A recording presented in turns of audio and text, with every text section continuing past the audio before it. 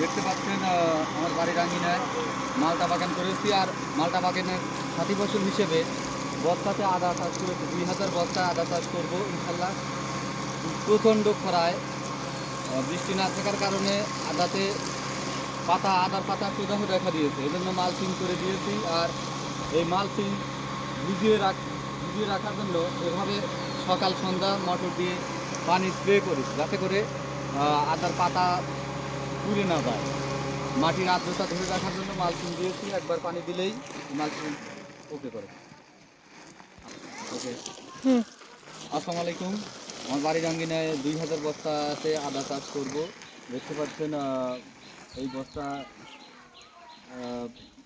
আদা গজিয়ে গেছে এবং বৃষ্টি না থাকার কারণে মাটির আর্দ্রতা ধরে রাখার জন্য মালচিং দিয়েছি। এবং প্রচণ্ড সূর্যের তাপে আদা গাছের পাতায় প্রদাহ দেখা দিয়েছে। এজন্য আমি সকাল সন্ধ্যা পানি এভাবে স্প্রে করি, যাতে করে আদা গাছ ভালো থাকে। সবাই আপনারা প্রদাহ করে। আসসালামু আলাইকুম। উল্লাপাড়া উপজেলা কৃষি অফিসের সহযোগিতায় এবং ওনাদের দেওয়া আদা থেকে শুরু করে সার বীজ সেগুলো দিয়েছে কৃষি প্রণোদনা, সেগুলো দিয়ে আমি বাড়ির আঙিনে আদা চাষ করেছি। 2000 বস্তাতে আদা চাষ করবো।